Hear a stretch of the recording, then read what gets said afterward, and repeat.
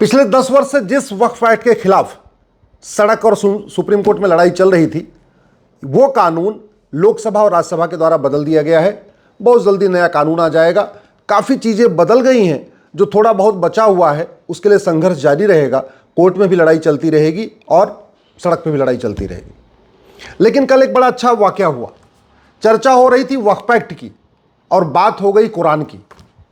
गोरखपुर से सांसद हैं राधा मोहन अग्रवाल जी। उन्होंने संसद में कहा कि अगर मैं कुरान पढ़ दूं तो मार हो जाएगी, अगर मैं कुरान पढ़ दूं तो युद्ध हो जाएगा। उन्होंने ये भी कहा ये हिंदू ही हैं, बहुत टॉलरेंट हैं कि कुरान में क्या लिखा है जानते भी हैं, इसके बावजूद भी शांत बैठे हुए। तो ये लड़ाई भी अपनी संसद में भी चल रही है और सुप्रीम कोर्ट में भी चल रही है और कोर्ट में भी चल रही है। हमने जो राइट टू एजुकेशन एक्ट है, जिसको बदल के कांग्रेस ने मदरसों को बाहर कर दिया था, उसको भी कोर्ट में चैलेंज किया है और मामला कोर्ट में पेंडिंग है। बाकी जो मैं साप्ताहिक रूप से पूरे देश में घूमता रहता हूं, वहां पे भी इसको एक्सप्लेन करता रहता हूं। आज मैं आपको बताता हूं कि भारत का संविधान मदरसा चालू करने की इजाजत ही नहीं देता। ये मेरे हाथ में भारत का संविधान है। संविधान का लक्ष्य क्या होता है? संविधान का लक्ष्य होता है सामाजिक विकास, आर्थिक विकास, नैतिक विकास, आध्यात्मिक विकास, चारित्रिक विकास, मानसिक विकास। संविधान का लक्ष्य है लोकतंत्र को मजबूत करना। संविधान का लक्ष्य है सबको लिखने, पढ़ने, बोलने, सोचने की स्वतंत्रता देना। संविधान का लक्ष्य है देश की एकता, अखंडता को मजबूत करना। संविधान के लक्ष्य है समता, समानता, समरसता को आगे बढ़ाना। संविधान का लक्ष्य है एक भारत श्रेष्ठ भारत बनाना। और ये संविधान की जो व्याख्या होती है वो 5 तरीके से होती है। लिटरल इंटरप्रिटेशन होता है कि जो लिखा है बस उसी को पढ़ना है। फिर पर्पोजिव इंटरप्रिटेशन भी होता है कि जो लिखा हुआ है वो किस पर्पस के लिए बनाया गया है। हार्मोनियस इंटरप्रिटेशन भी होता है कि जो लिखा हुआ है उसका क्या मतलब है, उसको देखने के लिए आप आगे पीछे की जो आर्टिकल है उनको भी पढ़िए। कंस्ट्रक्टिव इंटरप्रिटेशन भी होता है और कल्चरल इंटरप्रिटेशन भी होता है। ये 5 तरीके के इंटरप्रिटेशन होते हैं। आज मैं भारत के सभी माननीय सांसदों, माननीय जजों, माननीय लेखकों, माननीय बुद्धिजीवियों, पत्रकारों, कलमकारों से एक बात पूछना चाहता हूं कि भारत के संविधान का कौन सा प्रावधान मदरसा खोलने की इजाजत देता है? उत्तर आएगा आर्टिकल 30। मैं आर्टिकल 30 को बार बार पढ़ रहा हूं, कई बार पढ़ चुका हूं, हजारों बार पढ़ चुका हूं। और इस आर्टिकल 30 का केवल लिटरल इंटरप्रिटेशन नहीं कर रहा हूं, इस आर्टिकल 30 का मैं पर्पोजिव इंटरप्रिटेशन भी कर रहा हूं, हार्मोनियस इंटरप्रिटेशन भी कर रहा हूं, कंस्ट्रक्टिव इंटरप्रिटेशन भी कर रहा हूं, कल्चरल इंटरप्रिटेशन भी कर रहा हूं। किसी भी तरीके के इंटरप्रिटेशन करने के बाद मदरसा इसमें फिट नहीं बैठ रहा है।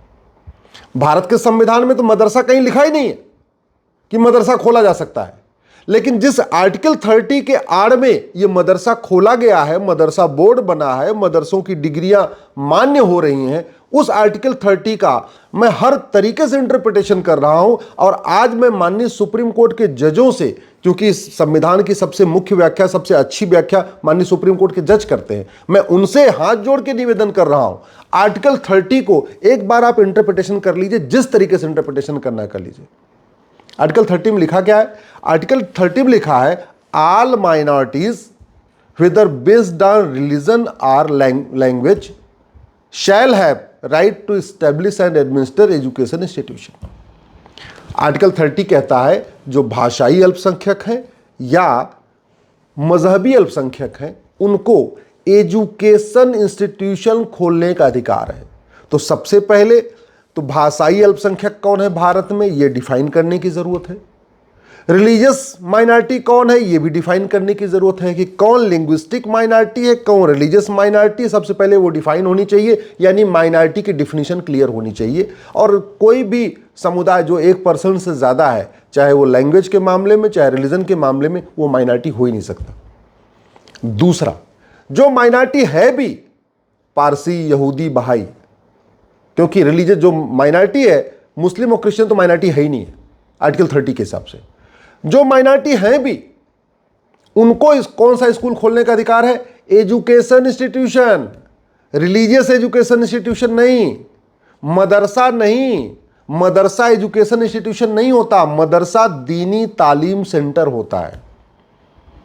जो आर्टिकल 30 में कहा गया है एजुकेशन इंस्टीट्यूशन, एजुकेशन इंस्टीट्यूशन का मतलब secular education institution, education institution का मतलब लॉ कॉलेज खोलने का अधिकार है, इंजीनियरिंग कॉलेज खोलने का अधिकार है, मेडिकल कॉलेज खोलने का अधिकार है, यूनिवर्सिटी खोलने का अधिकार है, 10वीं 12वीं का स्कूल खोलने का अधिकार है, मदरसा खोलने का अधिकार नहीं है। क्यों?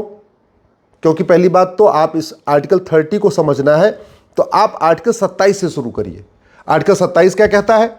आर्टिकल 27 कहता है कि किसी भी मजहब के प्रमोशन के लिए 1 रुपए खर्च नहीं होगा। ध्यान रखिएगा, रिलीजन के प्रमोशन के लिए, धर्म के नहीं। धर्म और रिलीजन में जमीन आसमान का अंतर होता है। यम नियम, आसन प्राणायाम, धारणा ध्यान समाधि, सत्य अहिंसा अस्तेय अपरिग्रह ब्रह्मचर्य, ये सारा धर्म है। पिता धर्म, पुत्री धर्म, पुत्र धर्म, ये सारे धर्म है। धर्म अलग होता है। आर्टिकल 27 कहता है रिलीजन के प्रमोशन के लिए 1 रुपए नहीं खर्च करना है। आर्टिकल 28 कहता है, और ज्यादा उसको एक्सप्लेन कर देता है। आर्टिकल 28 कहता है किसी भी स्कूल में जहां स्टेट फंडेड है, स्टेट से मान्यता प्राप्त है, यानी सरकारी मान्यता प्राप्त, सरकार के द्वारा फंडेड, ऐसे स्कूलों में रिलीजियस एजुकेशन नहीं होगी। कुरान क्या देती है? Religious education. कुरान धार्मिक ग्रंथ नहीं है, कुरान रिलीजियस बुक है। धार्मिक ग्रंथ और मजहबी किताब में अंतर होता है। धार्मिक ग्रंथ जो होता है, धर्म क्या है? धर्म सबको जोड़ता है। और मजहब क्या है? मजहब सबको तोड़ता है। कल जरा राधा मोहन जी ने कहा कि कुरान पढ़ दूं तो मार हो जाएगी। मार मतलब उनकी अपनी लोकल लैंग्वेज थी गोरखपुरी। कुरान पढ़ दूं तो युद्ध हो जाएगा, वो बार बार कह रहे थे। और ये भी कहा कि ये तो हिंदू हैं जो सहिष्णु हैं, टॉलरेंट हैं, कुरान में जानते हैं क्या लिखा है, फिर भी शांत बैठे हुए। सच्चाई है कि अगर अजान का भी अर्थ समझ लें तो भी मार हो जाएगी, क्योंकि अजान में तो कहा ही जाता है कि तुम्हारे देवी देवता पूजा योग्य नहीं, तुम्हारे रामकृष्ण पूजा योग्य नहीं, तुम्हारे ब्रह्मा विष्णु महेश पूजा योग्य नहीं, तुम्हारी लक्ष्मी दुर्गा सरस्वती पूजा योग्य नहीं, तुम्हारे 24 तीर्थंकर पूजा योग्य नहीं, भगवान बुद्ध पूजा योग्य नहीं, भगवान महावीर पूजा योग्य नहीं, हमारे जो 10 सिखों के गुरु हैं वो भी पूजा योग्य नहीं। अजान में कहा जाता है, पर डे 5 बार कहा जाता है। कुरान में क्या लिखा हुआ है सबको पता है। 26 आयतें चैलेंज हो चुकी हैं, सुप्रीम कोर्ट में चैलेंज हुई थी। अलग बात है कि सुप्रीम कोर्ट के उस माननीय जस्टिस नरीमन को सेकुलरिज्म का कीड़ा काट रखा था, उन्होंने सुनना ही नहीं, एक्सेप्ट किया, पढ़ने भी नहीं दिया इस पिटीशन को, बाकी छोड़िए। अब सवाल यह है कि आर्टिकल 30 कहता है एजुकेशन इंस्टीट्यूशन खोल सकते हैं, आर्टिकल 27 कहता है रिलीजन के नाम पे 1 रुपए नहीं खर्च करना, आर्टिकल 28 कहता है रिलीजियस एजुकेशन देना ही नहीं। तो फिर मदरसा चल कैसे रहा है? चलो 27, 28 और 30 में मदरसा नहीं मिल रहा है तो ठीक है, संविधान को पूरा ही पढ़ लेते हैं। एक बार प्रियम्बल से शुरू कर देते हैं। संविधान का प्रियम्बल क्या कहता है? संविधान का प्रियम्बल में कहता है कि लोकतंत्र को मजबूत करना है। तो मदरसों में तो कहा जाता है कि लोकतंत्र हराम है। बहुत सीधा सीधा। पूरी दुनिया में कोई एक इस्लामिक कंट्री बताइए जहां डेमोक्रेसी हो, जहां लोकतंत्र हो। संविधान का प्रियम्बल में क्या लिखा हुआ है? Liberty of thought, belief, faith, expression. सबको बोलने की आज़ादी है, सबको सोचने की आज़ादी है, सबको लिखने की आज़ादी है, यानी वैज्ञानिक रूप से सोचने की आज़ादी है। मदरसों में तो कहा गया है बोलना नहीं, जो हम बता रहे हैं वही बोलना, सोचना नहीं, जो हम सिखा रहे हैं वही सोचना। तो वहाँ तो रट्टा मरवाया जाता है। वहाँ न सोचने की आज़ादी है, न लिखने की आज़ादी है, न बोलने की आज़ादी है। लिबर्टी ऑफ फेथ भारत का संविधान कहता है, मदरसों में तो कहा है लिबर्टी ऑफ फेथ है ही नहीं है। ला इलाहा इल्लल्लाह, अल्लाह के अलावा कोई इबादत के योग्य नहीं है, यानी आपको फेथ, लिबर्टी ऑफ फेथ है ही नहीं है। लिबर्टी ऑफ वर्शिप वो तो बिल्कुल हराम है। ला इलाहा इल्लल्लाह, अल्लाह के अलावा कोई इबादत योग्य नहीं है। संविधान कह रहा है लिबर्टी ऑफ वर्शिप, सबको अपने अपने तरीके से प्रार्थना पूजा करने का अधिकार है, पूजा करने का अधिकार। मदरसा क्या कह रहा है? नहीं नहीं नहीं, सबको पूजा का अधिकार नहीं है, केवल अल्लाह ही पूजा योग्य है। तो मदरसा फिर यानी प्रियम्बल में भी कुछ नहीं मिल रहा कि मदरसा चल सके। संविधान कहता है इक्वल अपॉर्चुनिटी सबको मिलेगी, मदरसा कहता है ना, जो पाक है, जो मुस्लिम है उनको इक्वल अपॉर्चुनिटी है, जो नापाक है उनको कोई अवसर नहीं मिलेगा। संविधान का प्रियम्बल क्या कहता है? फ्रेटर्निटी, भाईचारा। मदरसे में कहते हैं नहीं भाईचारा तो, लेकिन मुस्लिम ब्रदरहुड, केवल मुस्लिम्स में भाईचारा, बाहर नहीं। जो गैर मुस्लिम हैं, जो काफिर हैं, जो नापाक हैं ना, उनके साथ कोई भाईचारा नहीं करना, उनका त्यौहार नहीं मनाना, उनके साथ बातचीत ही नहीं करना, उनकी वेशभूषा नहीं पहनना। डिग्निटी ऑफ इंडिविजुअल, सम्मान करना, कॉन्सेप्ट ही नहीं है। कहीं सिखाया नहीं जाता। यूनिटी नेशनल इंटीग्रेशन, मदरसों में तो कहा गया है वंदे मातरम हराम, भारत माता की जय बोलना हराम, राष्ट्र वंदना हराम। तो फिर ये कौन सा संविधान का आर्टिकल है, कौन सा संविधान का पन्ना है जो मदरसा खोलने की इजाजत देता है? चलिए थोड़ा और आगे पढ़ते हैं। आर्टिकल 13 कहता है संविधान लागू होने के बाद सभी कुरीतियां, सभी कुप्रथाएं खत्म। मदरसों में तो सारी कुरीतियों, कुप्रथाओं को जस्टिफाई किया जाता है। 3 तलाक, हलाला, मुता, मिस्यार, तहर्रुस, तलाक़े हसन, तलाक़े एहसन, तलाक़े बाइन, तलाक़े किनाया, इन सबको जस्टिफाई किया जाता है। चाची, मामी, मौसी, बुआ से निकाह को जायज़ ठहराया जाता है। चचेरी बहन, ममेरी बहन, फुफेरी बहन, मौसेरी बहन से निकाह को जायज़ ठहराया जाता है। और आर्टिकल 13 क्या कहता है? कोई भी कुरीति, कुप्रथा, और जब कुरीति कुप्रथा कह रहे हैं तो कहाँ से? कुरीति कुप्रथा कहाँ के चश्मे से देखेंगे? भारत के चश्मे से देखेंगे। जो भारत में कुरीति है वो नहीं चलेगी। मदरसा कह रहा है कि नहीं, जो विदेशी कुरीतियाँ भारत में आई हैं वो कंटिन्यू रहेंगी।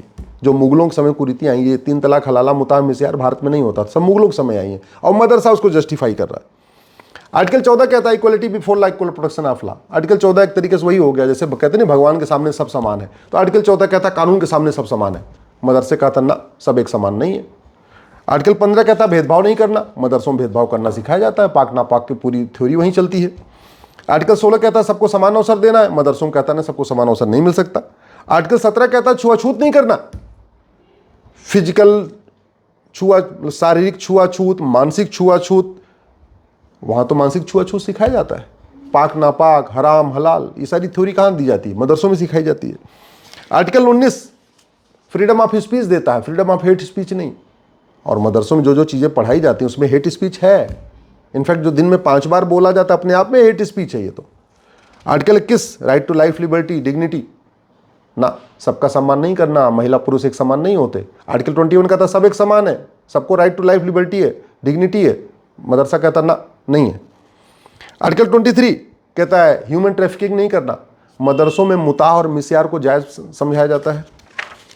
आर्टिकल 24 कहता है कि 14 साल से पहले 14 साल से पहले किसी को नौकरी पे भी नहीं रखना। मदरसों में तो कहा जाता है कि 9 साल पे शादी भी कर सकते। आप जरा सोचिए कितना डिफरेंस है मदरसे जो सिखा रहे हैं और जो संविधान में लिखा हुआ है। Article 25 freedom of religion subject to public order, health and morality, यानी आपको मजहब पालन करने का अधिकार है लेकिन कदाचार करने का अधिकार नहीं है, हिंसा करने का अधिकार नहीं है, झूठ बोलने का अधिकार नहीं है, साम दाम दंड भेद द्वारा धर्मांतरण का अधिकार नहीं है, एयर पोल्यूशन का अधिकार नहीं है, वाटर पोल्यूशन का अधिकार नहीं है, नॉइज पोल्यूशन का अधिकार नहीं है। ये subject to public order, health and morality का मतलब यही होता है। मदरसों में क्या सिखाया जाता है? धर्मांतरण करा लो, झूठ बोल के, धोखा दे के, लालच करके, पहचान छुपा के, कलावा बांध के, टीका लगा के, कुछ भी करो, बस धर्मांतरण करा लो, पहचान दोस्ती यारी करो, कन्वर्ट कराओ। तो आर्टिकल 25 इसकी इजाज़त नहीं देता, लेकिन मदरसों में ये सब चल रहा है। आर्टिकल 26 कहता है रिलीजियस प्लेस बना सकते हैं, लेकिन कहाँ? अपनी ज़मीन पे। और उधर क्या सिखाया जा रहा है? कहीं पे भी मज़ार बना लो, कहीं दरगाह बना लो, कहीं कब्रिस्तान बना लो। सबसे बड़ी बात ये, मज़ार, दरगाह, पक्का कब्रिस्तान बनाना और जाना हराम है। इस पूरे अरब में एक भी मज़ार, दरगाह, पक्का कब्रिस्तान नहीं है, लेकिन यहाँ सड़क किनारे, हाईवे किनारे, रेलवे किनारे बनता चला जा रहा है। फिर मैंने आपको पहले बताया था आर्टिकल 27 कहता है कि मजहब के प्रमोशन के लिए 1 रुपये खर्च नहीं होगा। आर्टिकल 28 कहता है कोई मजहबी चीज़ पढ़ाई नहीं जाएगी। आर्टिकल 29 कहता है, चलो 29 को भी देख लेते हैं। 29 कहता है कि right to conserve language, script and culture, लोगों को, देश के सभी नागरिकों को, चाहे वो मेजॉरिटी हो चाहे माइनॉरिटी हो, माइनॉरिटी डिफाइन तो नहीं है, उसको अपनी भाषा, अपनी लिपि और अपने कल्चर को प्रोटेक्ट करने का अधिकार है। लेकिन आर्टिकल 29 भी कुरीतियों को प्रोटेक्ट करने का अधिकार नहीं देता, कुप्रथाओं को नहीं देता। मदरसे में तो कुरीतियाँ, कुप्रथाओं को प्रोटेक्ट किया जा रहा है। जैसे आर्टिकल 25 मजहब के पालन का अधिकार देता है, धर्मांतरण का अधिकार नहीं देता, लेकिन धर्मांतरण वहाँ सिखाया जाता है। तो बात फिर वही आ गई कि संविधान का कौन सा पन्ना, कौन सा आर्टिकल इतने वर्षों में, किस संविधान के पन्ने ने ये मदरसा खोलने की इजाज़त दिया? और संविधान की ऐसी व्याख्या किया गया कि मुगलों ने 1000 मदरसे खुलवाए थे 500 साल के शासन में, और पिछले 75 साल में 3 लाख मदरसे खुल गए। केरल, बंगाल, पूरे देश में ऐसा कोई गांव नहीं जहां मदरसा नहीं है। ऐसा कोई मोहल्ला नहीं जहां मदरसा नहीं खुल गया, ऐसी कोई मस्जिद नहीं जहां बगल में मदरसा नहीं खुल गया। और भारत का संविधान मदरसा खोलने की इजाजत ही नहीं देता।